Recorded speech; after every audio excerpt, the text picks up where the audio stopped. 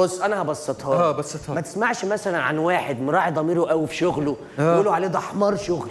ايوه ده كده بيحبوه صح؟ عيل بيذاكر ليل نهار يقولوا عليه ايه دودة قرايه. يا ابن الايه؟ ده نوع من انواع المدح. ده مدح؟ ده المدح الذميم. المدح ليه؟ الذميم. الذميم؟ فعلا مدح الذميم في الجسم السليم. ده مدح الذميم؟ ايوه يا انت كلب رومانسي. ربنا يخليك. انت حشرة الحب. دي ثقه انا مش قدها. يعني هي كل ما تشتمني ده حب. ايوه يا ابني ده حب. خلاص هي بس مستنيه منك تاخد الفهرس السب. الايه؟ انت ليه بتتهته في اللغات؟ بتتكلم عربي طليق تيجي في اللغات. بحاول افهمك اللي انا فاهم.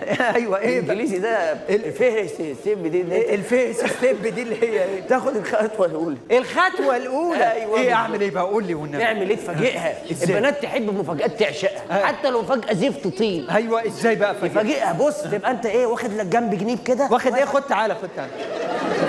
واخد ايه؟ جنب جنيب. جنب جنيب؟ ايوه. انت ما تلبسش كده تاني ماشي؟ ليه يا عم؟ عشان ما اقصر يلا على جنب فكرة. جنيب انت يلا. قلت واخد لك جنب جنيب وعملت حاجات انت ما بتفهمش اللغه.